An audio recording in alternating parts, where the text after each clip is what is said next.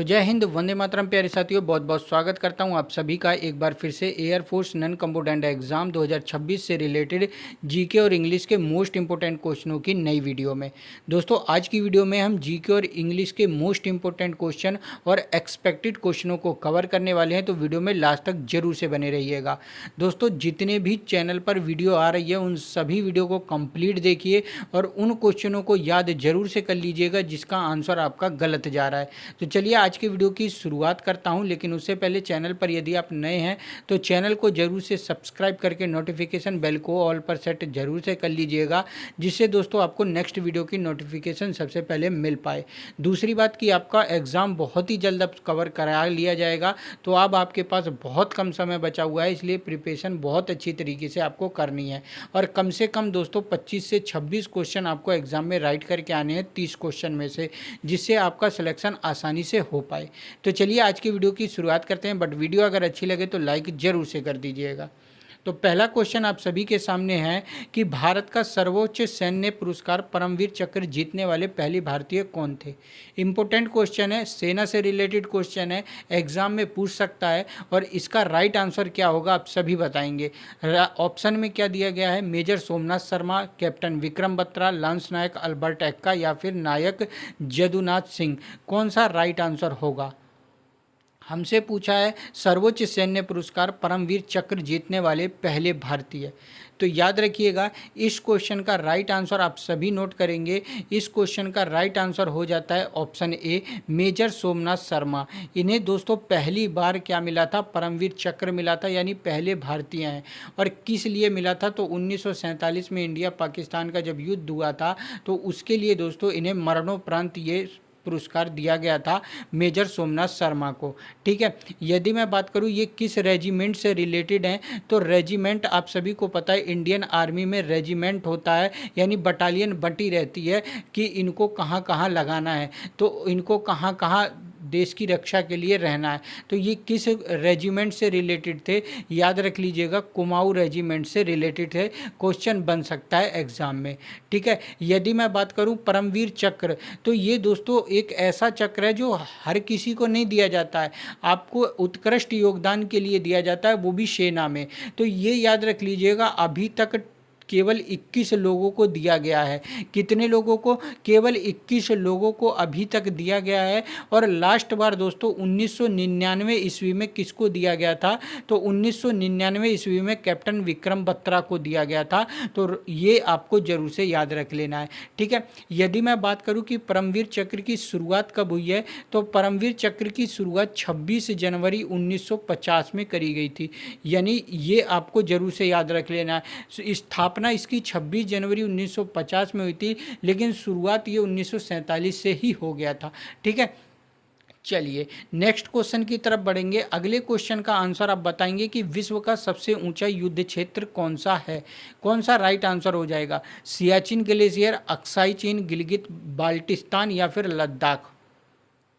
विश्व का सबसे ऊंचा युद्ध क्षेत्र हमसे पूछा है, तो राइट आंसर आप सभी याद करेंगे ऑप्शन ए हो जाएगा मेरे भाई, सियाचिन ग्लेशियर। ठीक है, ये विश्व का सबसे ऊंचा युद्ध स्थल है और इस पर कब्जा किसका है, इंडियन आर्मी का, ये याद रख लेंगे। ठीक है, दूसरी चीज़ मैं बात करूं कि इसी सियाचिन ग्लेशियर पर कब्जा करने के लिए भारत ने 1984 में एक ऑपरेशन चलाया था और उस ऑपरेशन का नाम था मेघदूत। आपको जरूर से याद रख लेना है कि ये कब हुआ था, क्योंकि एग्ज़ाम में पूछा जाता है कि ऑपरेशन मेघदूत कब चलाया गया था, तो 1984 आपका राइट आंसर हो जाएगा। ठीक है, जरूर से याद रखेंगे। इंडियन आर्मी और एयरफोर्स दोनों ने मिलकर इस ऑपरेशन को चलाया था और आज सियाचिन ग्लेशियर पर किसका कब्जा है, तो भारत का कब्जा है, याद रख लेना है। ठीक है, चलिए नेक्स्ट क्वेश्चन की तरफ बढ़ेंगे। अगले का आंसर आप बताएंगे कि भारत की भूमि का दक्षिणतम किनारा कौन सा है। देखिए दक्षिणतम किनारा पूछ सकता है, आपसे पूछ सकता है कि पूर्व में कौन सा राज्य है, दक्षिण में कौन सा राज्य है। ये सारी चीज़ें एग्जाम में बन जाती हैं, तो इनको जरूर से याद रख लेना है। आप एक बार नोट कर लीजिए, मैं सारी चीज़ें कवर कराता हूँ। सबसे पहले मैं राज्य की बात करूँ तो आप सभी को पता है कि ये हमारा कौन सा होता है, यहाँ पर हमारा कौन सा होता है मेरे भाई, उत्तर होता है। ठीक है, उत्तर होता है। उसके बाद यहाँ हमारा दक्षिण होता है, इसको हम पूर्व बोलते हैं और इसको हम पश्चिम बोलते हैं। ठीक है, आप सभी को पता ही होगा। उसके बाद यदि हम यहाँ पर बात करें कि भारत के उत्तर में कौन सा राज्य है, तो भारत के उत्तर में आप सभी नोट करेंगे हिमाचल प्रदेश है। ठीक है, भारत के पूरब में आपसे पूछे तो अरुणाचल प्रदेश है। ठीक है, भारत के दक्षिण में आपसे पूछे तो कौन सा हो जाएगा, तमिलनाडु आपका हो जाएगा। और भारत के पश्चिम में पूछे तो कौन सा हो जाएगा, भारत के पश्चिम में आपका गुजरात है। ठीक है, तो ये आपके राज्य हैं जो पूछे जाते हैं एग्जाम में। पूछेगा कि भारत के उत्तर में कौन सा राज्य है, तो हिमाचल प्रदेश है, मतलब सबसे उत्तर वाला राज्य। सबसे पूरब वाला राज्य कौन सा है, और सबसे दक्षिण वाला, सबसे पश्चिम वाला, याद रखेंगे। यदि मैं बात करूं कि वर्तमान में भारत में कितने राज्य हैं, तो 28 स्टेट है मेरे भाई, और कितने यूनिटरी टेरिटोरियल हैं, तो 8 यूटी हैं। ये भी आपको याद रख लेना है। ठीक है, चलिए अब मैं बात करूं यहाँ पर किनारों के बारे में। तो उत्तर में आप सभी याद रखेंगे, उत्तर में क्या है, जिसका नाम है इंदिरा कोल। आपसे पूछेगा कि भारत का उत्तर वाला किनारा कौन सा है, तो इंदिरा कोल है। ठीक है, याद रखेंगे सभी। यदि मैं आपसे पूरब वाला पूछूं तो पूरब वाला नोट करिएगा, किबिथू है। कौन सा है, किबिथू। कहाँ पर है, अरुणाचल प्रदेश में है। दक्षिण वाला पूछे भारत का दक्षिण किनारा कौन सा है, मुख्य भूमि का। क्या पूछेगा, भारत का दक्षिणतम किनारा मुख्य भूमि का कौन सा है, तो कन्याकुमारी आप याद रखेंगे। कन्याकुमारी तमिलनाडु।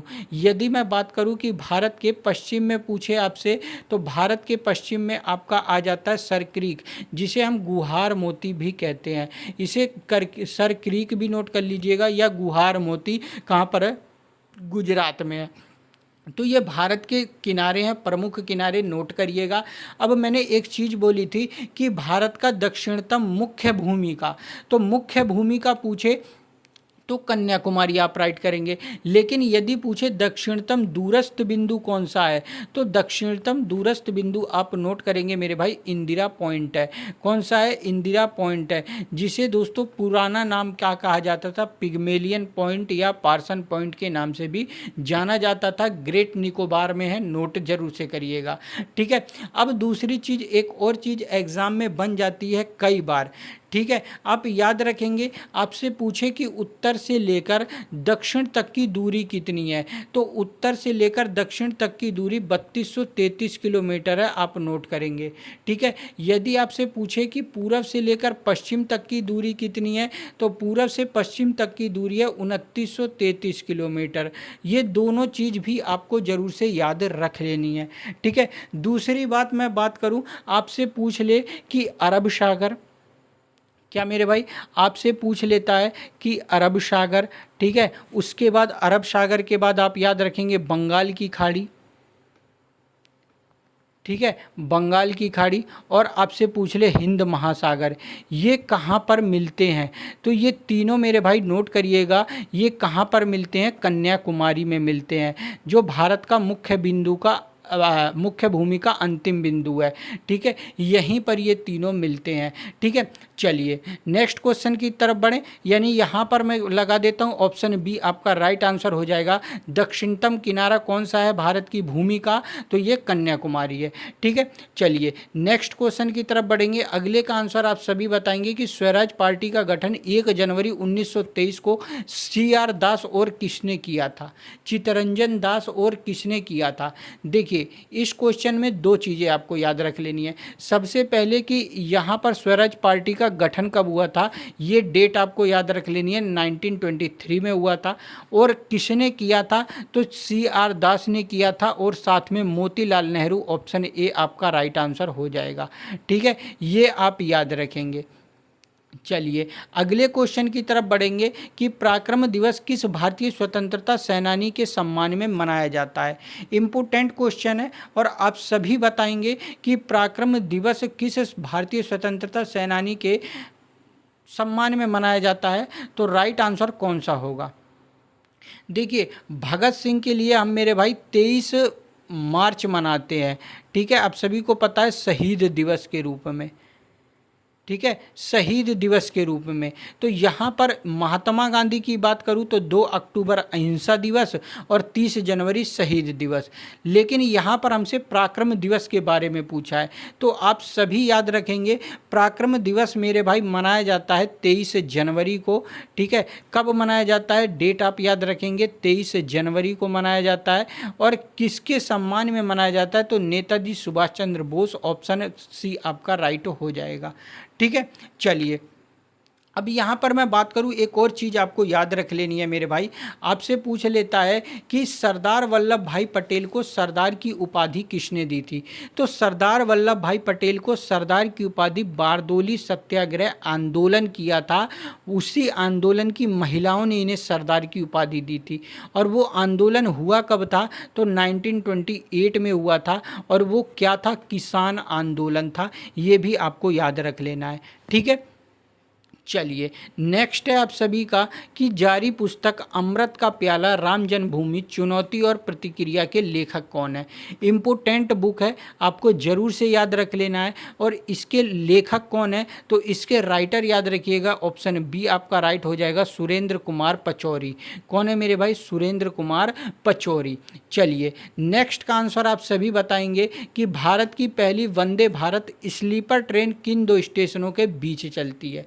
देखिए 2 क्वेश्चन पूछेगा कि भारत की पहली वंदे भारत स्लीपर ट्रेन किन 2 स्टेशनों के बीच चली, या आपसे पूछ ले कि वंदे भारत ट्रेन किन 2 स्टेशनों के बीच में चली।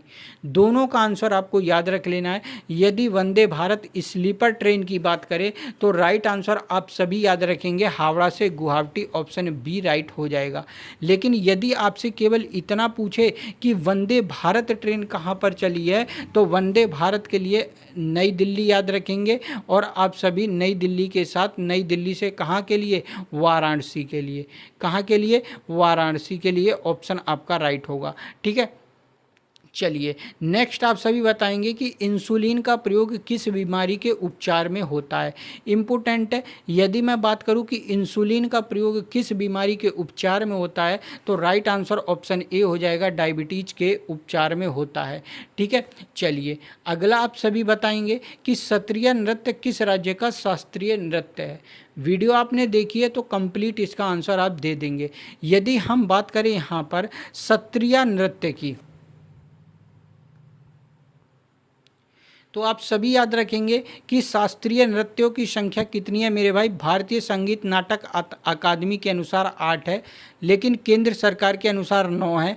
तो यदि ऑप्शन में आपको 8 और 9 दोनों मिल जाए तो आपको 8 को सही करना है, जब तक आपसे केंद्र सरकार के बारे में ना कहे। ठीक है, याद रखेंगे। सबसे पुराना कौन सा है, तो सबसे पुराना आपको मैंने बताया था भरतनाट्यम सबसे पुराना है। और भरतनाट्यम है कहाँ का, ये तमिलनाडु का है, और इसे प्राचीन नाम सादिर भी कहा जाता था, ये भी याद रखेंगे। ठीक है, सबसे नया कौन सा है, तो सबसे नया सत्रिया है, और सत्रिया कहाँ का है, असम का है, ये भी आपको याद रखना है। ठीक है, या आपसे पूछा है कि सत्रिय नृत्य किस राज्य का है, तो अभी मैंने बताया असम का है, ऑप्शन ए आपका राइट हो जाएगा। ठीक है, चलिए नेक्स्ट आप सभी बताएंगे कि निम्न में से कौन संविधान सभा का पहला स्थायी अध्यक्ष बना था। देखिए मैंने आप सभी को बताया था कि जब भारत में आंदोलन चल रहे थे तो वहाँ पर कई लोगों ने कहा कि भारत का जो एक संविधान होना चाहिए, जब हम आज़ाद हो जाएंगे तो हमें उसी संविधान के हिसाब से अपने देश को चलाना है। तो संविधान चलाने की बात हुई, तब गांधी जी ने कहा कि भारत का यदि संविधान बनना चाहिए तो भारत के ही लोगों के द्वारा बनना चाहिए, ना कि विदेशों के द्वारा, विदेशी लोगों के द्वारा यानी अंग्रेजों के द्वारा। तब यहाँ पर संविधान सभा की बात हुई। कैबिनेट मिशन 1946 में आया और उसने संविधान सभा का गठन किया। यदि मैं बात करूं कि संविधान सभा के पहले अस्थायी पूछ ले आपसे, तो अस्थायी अध्यक्ष सच्चिदानंद सिन्हा आप याद रखेंगे। 9 दिसंबर 1946 को संविधान सभा की पहली बैठक हुई थी, उसमें सभा के सबसे बुजुर्ग व्यक्ति सच्चिदानंद सिन्हा को अस्थायी अध्यक्ष बनाया गया था। लेकिन क्वेश्चन में हमसे स्थायी अध्यक्ष के बारे में पूछा है, तो स्थायी अध्यक्ष आप याद रखेंगे 11 दिसंबर 1946 को संविधान सभा की दूसरी बैठक हुई थी और उसमें स्थायी अध्यक्ष कौन बनाए गए थे?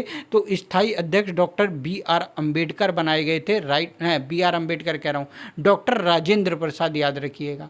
ठीक है, कौन बनाए गए थे मेरे भाई? डॉक्टर राजेंद्र प्रसाद बनाए गए थे। बी आर अम्बेडकर की बात करूं तो प्रारूप समिति आपसे पूछ ले कि प्रारूप समिति के अध्यक्ष कौन थे, तो प्रारूप समिति के अध्यक्ष डॉक्टर बी आर अम्बेडकर थे। ये भी आपको याद रख लेना है। और ये प्रारूप समिति बनी कब थी? तो 1947 में, ये साल आपको याद रख लेना है। ठीक है, चलिए नेक्स्ट का आंसर आप सभी बताएंगे कि राष्ट्रीय युद्ध स्मारक कहाँ पर स्थित है। इम्पोर्टेंट क्वेश्चन है और सभी से आशा करता हूँ कि इसका आंसर सभी लोग देंगे। ऑप्शन में है नई दिल्ली, महाराष्ट्र, कर्नाटक या पंजाब। कौन सा राइट होगा? तो आप सभी को याद रख लेना है कि राष्ट्रीय युद्ध स्मारक कहाँ पर है? नई दिल्ली में है। ऑप्शन ए आपने दिया है, आंसर बिल्कुल सही है। ठीक है, चलिए नेक्स्ट क्वेश्चन आप सभी बताएंगे कि निम्न में से कौन सा विटामिन वसा में घुलनशील नहीं है। देखिए विटामिन के बारे में मैंने आपको बताया था कि विटामिन के रासायनिक नाम, विटामिन से होने वाले रोग और कौन सा विटामिन वसा में घुलनशील है, कौन सा जल में घुलनशील है, याद रखना है। ठीक है, वसा में घुलनशील मैंने आपको कौन से विटामिन बताए थे? 4 विटामिन बताए थे, vitamin A, vitamin D, vitamin E, vitamin के। और जल में घुलनशील मैंने 2 विटामिन आपको बताए थे, विटामिन बी और विटामिन सी। तो यहाँ पर हमसे ऐसा कौन सा पूछ रहा है जो वसा में घुलनशील नहीं है? तो यहाँ पर ऑप्शन सी आपका राइट आंसर हो जाएगा, यानी विटामिन सी किस में घुलनशील है? जल में घुलनशील है, वसा में नहीं है। ठीक है, चलिए नेक्स्ट आप सभी बताएंगे अंबुबाची मेला किस राज्य में लगता है। देखिए मेरे भाई एक चीज़ बता दूं, कुछ मेले इम्पोर्टेंट हैं जो एग्ज़ाम में पूछे जाते हैं।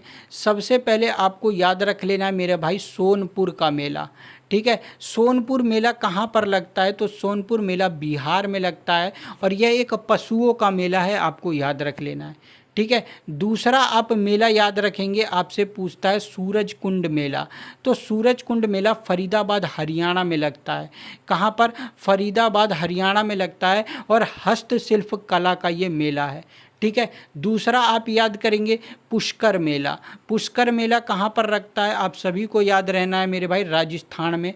कहाँ पर लगता है? राजस्थान में। और कैसा मेला है पुष्कर मेला? तो ये ऊँटों का मेला लगता है, यहाँ पर ऊँट खरीदे बेचे जाते हैं। ठीक है, दूसरा आप याद रखेंगे एक और पूछा जाता है गंगा सागर मेला। कौन सा मेरे भाई? गंगा सागर मेला। ये कहाँ पर लगता है? तो ये वेस्ट बंगाल में लगता है और मकर संक्रांति के त्यौहार पर लगाया जाता है, ये आप याद रखेंगे। ठीक है, इम्पोर्टेंट था, नोट आपको जरूर से कर लेना है। चलिए तो यहाँ पर अंबुबाची मेला की बात करूँ तो अंबुबाची मेला कहाँ पर लगता है? असम में। ऑप्शन डी आपका राइट आंसर हो जाएगा। ठीक है, चलिए अगला आप बताएंगे कि श्वेत क्रांति का जनक कौन है। श्वेत क्रांति का जनक कौन है? कौन सा राइट आंसर हो जाएगा?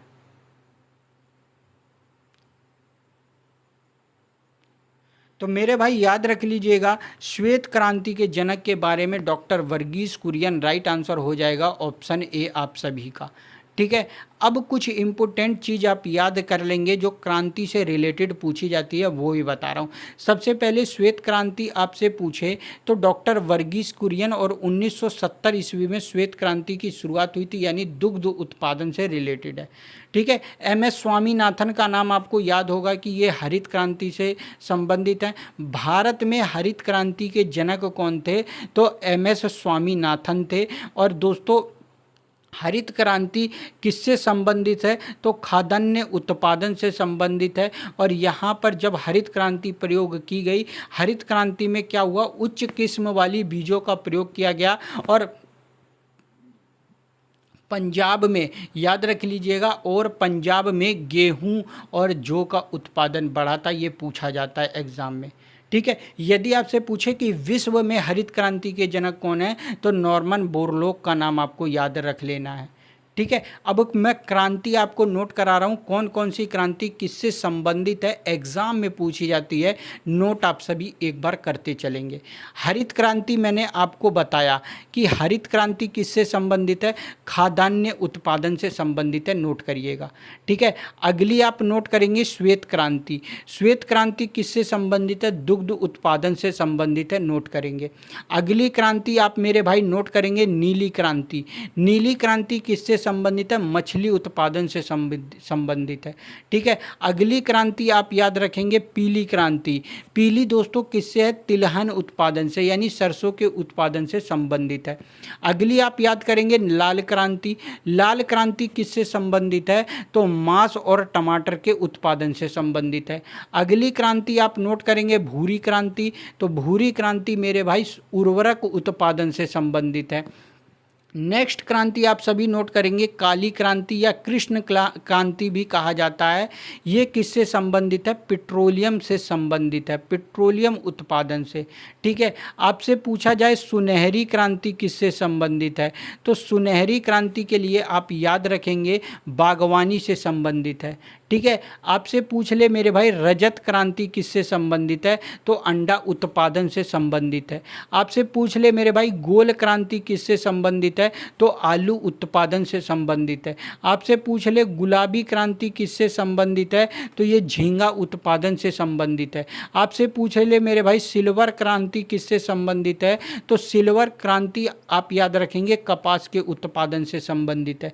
नेक्स्ट आपसे पूछ ले मेरे भाई गोल्डन क्रांति किससे संबंधित है, तो ये जूट के उत्पादन से संबंधित है। ठीक है। और एक और पूछा जाता है कि इंद्रधनुष क्रांति किससे संबंधित है, तो ये संपूर्ण कृषि के विकास के लिए इंद्रधनुष क्रांति संबंधित है, यानी कृषि का यहाँ पर विकास करने के लिए बात करी जाती है। ठीक है। तो मैंने लगभग आपको कंप्लीट क्रांति नोट करा दी है जो एग्ज़ाम में बन जाती हैं, तो आपको नोट करके याद कर लेना है। ठीक है। चलिए नेक्स्ट आप सभी बताएंगे कि असहयोग आंदोलन किस वायसराय के शासनकाल में हुआ था। असहयोग आंदोलन के बारे में पूछा है तो आपको याद रख लेना है, असहयोग आंदोलन गांधी जी ने करा था 1920 ईस्वी में। और क्यों करा था मेरे भाई, तो इसके दो मुख्य कारण थे। सबसे पहला कारण था जलियांवाला बाग हत्याकांड। ठीक है। जलियांवाला हत्याकांड ये कब हुआ था, 1919 ईस्वी में हुआ था। दूसरा आप याद रखेंगे रोलेट एक्ट।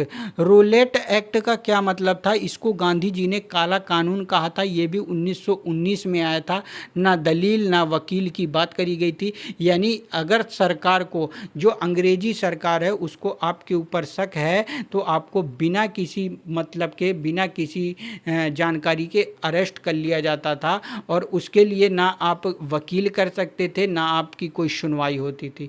ठीक है। इसी को मेरे भाई काला कानून कहा गया। तो इन दो चीज़ों के विरोध के लिए, जलियांवाला बाग हत्याकांड क्यों हुआ था, इन सब के विरोध के लिए गांधी जी ने असहयोग आंदोलन की शुरुआत करी। और उस समय वायसराय कौन था, तो राइट आंसर ऑप्शन बी याद रखेंगे, लॉर्ड चेम्सफोर्ड था। कौन था मेरे भाई, लॉर्ड चेम्सफोर्ड था, जरूर से याद रख लेना है। ठीक है। चलिए अगला बताएंगे संविधान में उल्लेखित मौलिक कर्तव्यों को किस देश से संविधान से लिया गया है। देखिए सबसे पहले आप नोट करेंगे मेरे भाई नागरिकता। आपसे पूछे कि भारत की नागरिकता किस संविधान से ली गई है, किस देश के, तो आप याद रखेंगे इंग्लैंड के संविधान से। कि ठीक है, यूके के संविधान से इसको लिया गया है। आपसे पूछ ले मेरे भाई डीपीएसपी किससे लिए गए हैं, तो आयरलैंड का नाम आप याद रखेंगे। ठीक है। आपसे पूछ ले मेरे भाई मौलिक अधिकार, क्या पूछ ले आपसे, मौलिक अधिकार, और मौलिक अधिकार हो गया। आपसे पूछ ले प्रस्तावना। ठीक है। मौलिक अधिकार और प्रस्तावना कहाँ से लिए गए हैं, तो ये अमेरिका के संविधान से लिए गए हैं। एक और चीज़ आप याद रखेंगे, आपातकाल आपसे पूछ सकता है कि आपातकाल कहाँ से लिए गए हैं, तो आपातकाल के लिए आप जर्मनी को याद रखेंगे, ऑप्शन जर्मनी राइट हो जाएगा।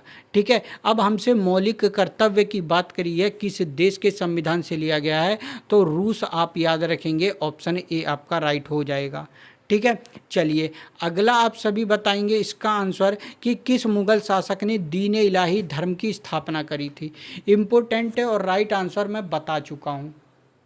देखिए, दीन ए इलाही धर्म की शुरुआत किसने करी थी? राइट आंसर ऑप्शन ए हो जाएगा, अकबर ने करी थी। आपसे पूछ लेता है मेरे भाई, दास प्रथा का अंत किसने किया था? अकबर ने। आपसे पूछ ले, जजिया कर किसने समाप्त किया था? अकबर ने। आपसे पूछ ले, तीर्थ यात्रा कर किसने समाप्त करा था? अकबर ने। आपसे पूछ ले मेरे भाई, बुलंद दरवाज़ा किसने बनवाया था? अकबर ने। तो ये सारी चीज़ें अकबर से रिलेटेड आपको याद रखनी है जो एग्ज़ाम में बनती हैं, ठीक है। चलिए, अगला आप सभी बताएंगे कि भारतीय राष्ट्रीय कांग्रेस की प्रथम महिला अध्यक्ष कौन थी? देखिए, इससे रिलेटेड दो क्वेश्चन एग्जाम में बनते हैं। एक आपसे पूछेगा कि भारतीय राष्ट्रीय कांग्रेस की प्रथम महिला अध्यक्ष, तो प्रथम महिला अध्यक्ष जब पूछे तो एनी बेसेंट आप याद रखेंगे। ये कब बनी थी? 1917 ईस्वी में बनी थी, ठीक है। आपको जरूर से याद रख लेना है। और कौन सा अधिवेशन था? वो कलकत्ता का अधिवेशन था, उसमें इनको अध्यक्ष बनाया गया था। लेकिन क्वेश्चन यदि आपसे पूछे मेरे भाई कि प्रथम भारतीय महिला अध्यक्ष यानी भारत की महिला अध्यक्ष कौन थी, तो सरोजिनी नायडू आप याद रखेंगे। ये 1925 ईस्वी में कानपुर अधिवेशन में अध्यक्ष बनाई गई थी, ठीक है। दोनों चीज़ आपको जरूर से नोट कर लेनी है।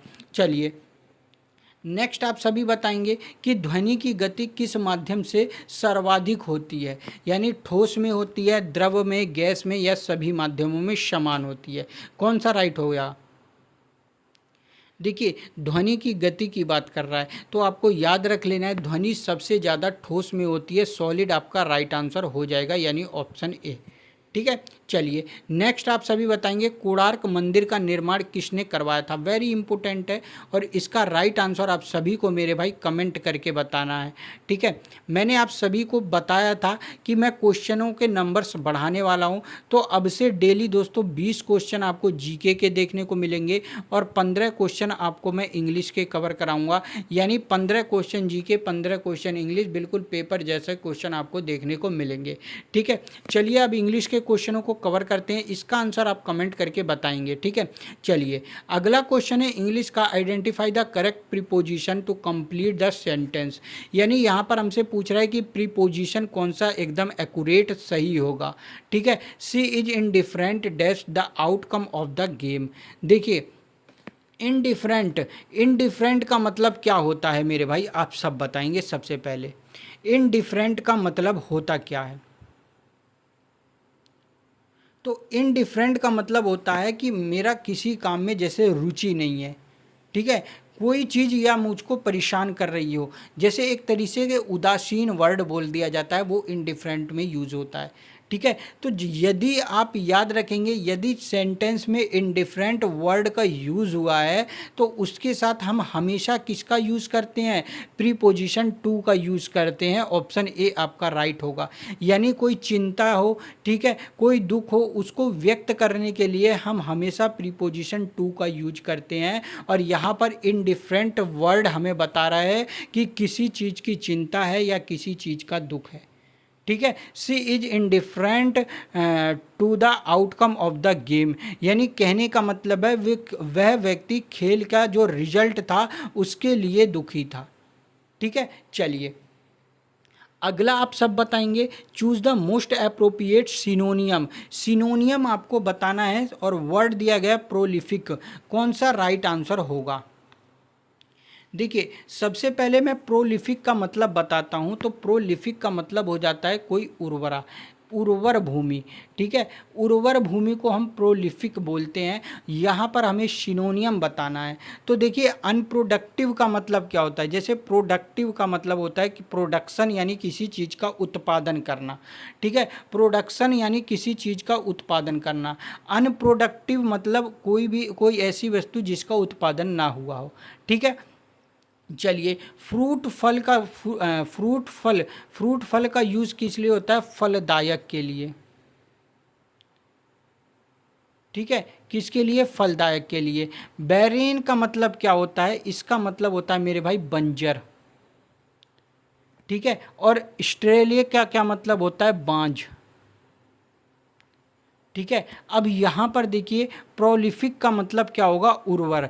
उर्वर होता है एक एक तरीके से आप इसको फलदायक भी कह सकते हैं। यानी यदि मैं बात करूँ यहाँ ऑप्शन में आपको फ्रूटफुल एकदम एक्यूरेट सही देखने को मिल रहा है, उर्वर यानी फलदायक यानी ऑप्शन बी। ठीक है। बंजर का कोई रिलेशन नहीं है, बांझ का कोई रिलेशन नहीं है, उत्पादन ना होने का भी कोई रिलेशन इसमें देखने को नहीं मिल रहा है, इसलिए ऑप्शन बी राइट करेंगे। ठीक है। चलिए आप सभी सेकंड बताएंगे, fill in the blank with correct conjunction. यहाँ पर हमें कंजंक्शन बताना है, she is neither intelligent hard working. देखिए आप सभी एक चीज़ याद रखेंगे, आपको मैं कई बार बता चुका हूँ और आपने पढ़ा भी होगा, यदि हम किसी सेंटेंस में नाइदर का यूज़ करते हैं तो उस सेंटेंस में नॉर का यूज 100% होता है। ठीक है। तो यहाँ पर हम किस कंजंक्शन का यूज करेंगे, नॉर का। ऑप्शन ए आपका राइट होगा बिना किसी टेंशन के। ठीक है। चलिए नेक्स्ट आप सभी बताएंगे, अगला है यहाँ पर select the word that can be substitute for the given sentence. यानी सेंटेंस के लिए कौन सा वर्ड सही होगा। सेंटेंस दिया गया, a person who travels to unknown place to find out new things. यानी इसका कहने का मतलब क्या है, एक व्यक्ति जो नई चीज़ों का पता लगाने के लिए अनजान जगहों पर, अनजान स्थानों की यात्रा करता है, उसे क्या कहते हैं। देखिए टूरिस्ट का मतलब क्या होता है, टूरिस्ट यानी घूमने वाला, यानी आप हिंदी में इसको पर्यटक कहते हैं। ठीक है। यदि मैं नोमेड का मतलब बता दूं तो इसका मतलब होता है मेरे भाई खाना बदोश। क्या होता है, खाना बदोश। ठीक है। वेंडरर का क्या मतलब होता है, इसका मतलब होता है घुमक्कड़ होना। तो क्या यहाँ पर घुमक्कड़ राइट होगा, a person who travels to unknown place to find out new things. तो राइट आंसर आपको याद रख लेना है, इसके लिए एक्सप्लोरर का आपका ऑप्शन बी राइट होगा। यानी एक्सप्लोरर का मतलब होता है खोजकर्ता। क्या होता है, खोज करता। यानी एक ऐसा व्यक्ति जो नई चीज़ों को जानने के लिए, नई चीज़ों की खोज करने के लिए, नई चीज़ों को समझने के लिए क्या करता है, अलग अलग स्थानों पर, अज्ञात स्थानों पर यात्राएं करता है, उसी को एक्सप्लोरर बोलते हैं। ठीक है। चलिए अगला आप सभी बताएंगे, choose the correct from the verb. यहाँ पर वर्ब आपको सेलेक्ट करना है। सेंटेंस क्या दिया गया, by the time he arrives we dash our dinner. देखिए by the time he arrives we dash our dinner का मतलब क्या, अर्थ निकालने का बात करूँ तो जब तक वह आएगा हम खाना खा चुके होंगे। यानी जब तक वो आएगा हम खाना को समाप्त कर लेंगे। तो यहाँ पर किसकी बात कर रहा है, फ्यूचर की बात कर रहा है। और जब सेंटेंस में फ्यूचर की बात करें तो वहाँ पर भी आपको ऑप्शन भी फ्यूचर वाला ही सेलेक्ट करना है। यहाँ पर देखिए फ्यूचर परफेक्ट टेंस बिल्कुल राइट आंसर हो जाएगा, विल हैव फिनिश्ड। ठीक है। क्या राइट हो जाएगा, विल हैव फिनिश्ड। इससे क्या पता चल रहा है कि सेंटेंस फ्यूचर में बात हो रही है। By the time he arrives we will have finished our dinner. ठीक है। चलिए अगला आप सभी बताएंगे कि select the synonym of the given word, obsolete. देखिए ऑब्सोलेट का क्या मतलब होता है, ऑब्सोलेट का मतलब होता है मेरे भाई कोई चीज़ अप्रचलित है, यानी प्रचलन में नहीं है, उसी को कहते हैं हम लोग ऑब्सोलेट। जैसे पुरानी चीज़ें, जैसे अब पुरानी, जैसे आप मान के चलते हैं शादी ब्याह में जो रूल्स वगैरह पहले चलते थे अब नहीं चलते, तो वो अप्रचलन हो चुका है, अब नहीं उनको चलन है। तो उसी को, जैसे पुराने सिक्के, तो पुराने सिक्के पहले चलते थे अब नहीं चलते हैं, पुरानी नोट पहले चलती थी अब नहीं चलते हैं, पुराने फ़ोन पहले चलते थे अब नहीं चलते। तो अप्रचलित जो पहले चलते थे उन्हें ऑब्सोलेट बोला जाता है। इसके लिए कौन सा ऑप्शन राइट होगा। देखिए मॉडर्न तो मैंने आपको कई बार बोला आधुनिक होता है, करंट की बात करूँ वर्तमान होगा। देखिए आउटडेटेड यहाँ पर बिल्कुल राइट आंसर हो जाएगा। ऑब्सोलेट का क्या मतलब होता है, अप्रचलित यानी पुरानी चीज़ें। ठीक है, उसी को हम आउटडेटेड कह देते हैं। चलिए अगला आप सभी बताएंगे कि fill in the blank in the correct option. Sentence दिया गया he dash to the market every day, कौन सा राइट आंसर होगा। देखिए ऐसे सेंटेंसों को आप आसानी से पहचान सकते हैं। यहाँ पर देखिए ऑप्शन में गोज, गो, गोन और गोइंग दिया हुआ है। यदि मेरे भाई यहाँ पर एक ही वर्ड दिया जाता है तो आपको सिंपल पहचान लेना है कि जो सेंटेंस है वो किस में हुआ है, प्रेजेंट सिंपल टेंस में बना हुआ है। यानी गो का किस क्या हो जाएगा, तो गो का मेरे भाई गोज हो जाएगा। ऑप्शन ए आपका राइट होगा। ठीक है। चलिए अगला आप सभी बताएंगे, select the synonym of the given word. Word दिया गया एबंडेंट, कौन सा राइट आंसर होगा? देखिए इसका क्या मतलब होता है, इसका मतलब होता है, मैं एक तरीके से कह सकता हूँ किसी चीज़ की पर्याप्त मात्रा। ठीक है, किसी चीज़ की पर्याप्त मात्रा, जैसे मैं कहूँ मुझे 1 किलो चीनी चाहिए थी और मैं 1 किलो चीनी ही खरीद के लाया हूँ, यानी अभी मेरे पास क्या है, पर्याप्त मात्रा में चीनी है, तो उसी को एबंडेंट बोलते हैं। इसके लिए कौन सा ऑप्शन राइट होगा? देखिए यदि मैं रेयर की बात करूँ और सेक्रेश की बात करूँ, इन दोनों का मतलब होता है दुर्लभ। कोई चीज़ पाने में कठिन, उसी को दुर्लभ बोला जाता है। ठीक है, यहाँ पर प्लेंटीफुल, प्लेंटीफुल का मतलब होता है मेरे भाई पर्याप्त मात्रा, इसी को मेरे भाई पर्याप्त मात्रा कहा जाता है, यानी ऑप्शन कौन सा राइट हो जाएगा? ऑप्शन सी राइट हो जाएगा, प्लेंटीफुल। ठीक है, चलिए अगला आप सभी बताएंगे कि identify the part of speech of the underline word. Word दिया गया है क्विकली, इसके लिए किस पार्ट ऑफ स्पीच का यूज़ होगा? देखिए क्विकली एक तरीके से नाउन है, नहीं, क्विकली नाउन नहीं है, ना ही क्विकली एग्जेक्टिव है और ना ही क्विकली कोई क्या बोलते हैं, वर्ब है। वर्ब हमारा ना यहाँ पर रेन है, लेकिन यहाँ पर यदि हम क्विकली की बात करें तो क्विकली को हम एडवर्ब के रूप में यूज़ करते हैं। ऑप्शन डी आपका राइट होगा। इतने आसान क्वेश्चन भी एग्ज़ाम में देखने को मिलेंगे। ठीक है, चलिए आप सभी नेक्स्ट बताएंगे कि select the correct indirect speech. He said I am going to the market. आसान है और आंसर आप सभी दे चुके होंगे। यदि मैं बात करूं यहाँ पर ही सेड की, तो ही सेड टू करके कुछ नहीं दिया हुआ है, तो ही सेड ही रहेगा। क्या हो जाएगा? ही सेड दैट। अब आई को हम किसके हिसाब से चेंज करते हैं? फर्स्ट पर्सन के हिसाब से, तो ही के हिसाब से हमारा आई चेंज हो जाएगा, यानी आई की जगह क्या हो जाएगा? ही हो जाएगा। और जब मैंने बोला था एम हो, इज हो, आर हो, तो उसको हम चेंज करते समय क्या करते हैं मेरे भाई? वाज वर्ग का प्रयोग करते हैं। क्या करते हैं? वाज वर्ग का प्रयोग करते हैं। तो यहाँ पर ऑप्शन सी आप देखिए, he said that he was, he लगा, उसके बाद मैंने वॉज वर्ग बताया था तो ही के साथ वाज लगा, गोइंग टू द मार्केट आपका राइट आंसर हो जाएगा। ठीक है, चलिए अगला आप सभी बताएंगे, क्वेश्चन नंबर 31 है, select the correct meaning of the given word. जो वर्ड दिया गया है इसका मीनिंग बताना है। एम्फेमेरल का क्या मतलब हो जाएगा? देखिए इसका मतलब होता है कोई क्षणिक, यानी आप कह सकते हैं बहुत ही कम समय के लिए। ठीक है, क्या कह सकते हैं? बहुत ही कम समय के लिए। तो कौन सा ऑप्शन राइट होगा? Lasting for a very short time, बिल्कुल सही है। शॉर्ट टाइम यानी बहुत ही कम समय के लिए, शॉर्ट टाइम से ही आपको मालूम चल रहा है, नहीं बहुत कम समय। ऑप्शन ए आप राइट हो जाए करेंगे, ऑप्शन ए के साथ चले जाएंगे। ठीक है, चलिए अगला है आप सभी का कि fill in the blank with the correct article. Article आपको बताना है, ही इज़ डैश यूरोपियन, कौन सा राइट आंसर होगा? देखिए मैंने आपको बताया था यदि कोई वर्ड वॉविल से शुरू होता है, यानी ई आई ओ यू, एक और वॉविल है, 5 वॉविल हैं, आप सभी बताएंगे पांचवा कौन सा है मेरे भाई? ठीक है, यदि कोई मान के चलिए वर्ड वॉविल से स्टार्ट होता है तो हम उससे पहले एन का प्रयोग करते हैं, सभी को पता है। यदि कोई वर्ड वॉविल से स्टार्ट हो तो हम क्या करते हैं? एन का प्रयोग करते हैं। और यदि कोई वर्ड कॉन्सोनेंट से स्टार्ट होता है तो हम उसके लिए ए का प्रयोग करते हैं। ठीक है, तो यहाँ पर देखिए यूरोपियन ई से स्टार्ट हो रहा है यानी वॉविल से, तो किसका प्रयोग करेंगे? एन का प्रयोग करेंगे। ऑप्शन बी आपका राइट होगा। ठीक है, ए ई आई ओ यू 5 होते हैं, है ना? ए ई आई ओ यू। चलिए अगला आप सभी बताएंगे, select the correct passive voice. They will complete the work by tomorrow, कौन सा राइट आंसर होगा? देखिए पैसिव वॉइस चेंज करते समय कई बार मैंने बोला है कि ऑब्जेक्ट को सब्जेक्ट बनाते हैं, सब्जेक्ट को ऑब्जेक्ट बनाते हैं, फिर उसके बाद हम सेंटेंस को देखते हैं। तो यहाँ पर सबसे पहले आपको इस सेंटेंस में ऑब्जेक्ट क्या देखना है, तो ऑब्जेक्ट क्या हो जाएगा? द वर्क हो जाएगा। द वर्क सभी में लगा हुआ है। ठीक है, उसके बाद विल, देखिए विल लगा हुआ है, तो मैंने आपको 1000 बार बताया है कि पैसिव वॉइस में यदि विल लगा हो, तो एक्टिव वॉइस में विल लगा हो तो उसको हम विल बी में चेंज कर देते हैं, और विल बी यहाँ पर केवल 2 सेंटेंस में लगा है, नीचे के 2 आपके गलत हो जाएंगे।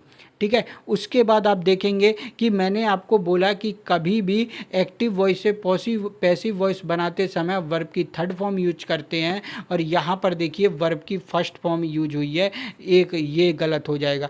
यानी ऑप्शन कौन सा बचा, ए आपका बचा, बिल्कुल राइट हो जाएगा। दे मतलब the work will be completed by tomorrow. ठीक है, चलिए अगला आप सभी बताएंगे match the correctly spelt word. ऐसा वर्ड बताएंगे जो करेक्टली है, एकदम बिल्कुल सही है, काफ़ी आसान है।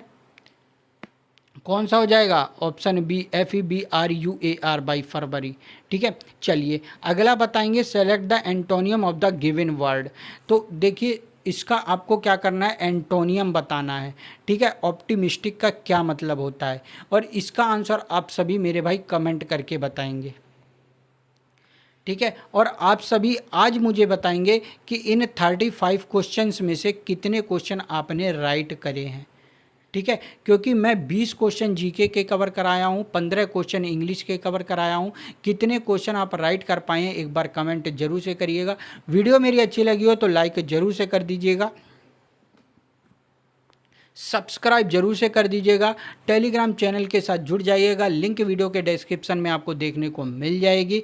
तो जल्दी से टेलीग्राम चैनल को भी ज्वाइन कर लीजिएगा। मिलूंगा इसी तरीके की अगली बेहतरीन सी वीडियो में, तब तक के लिए जय हिंद, वंदे मातरम साथियों।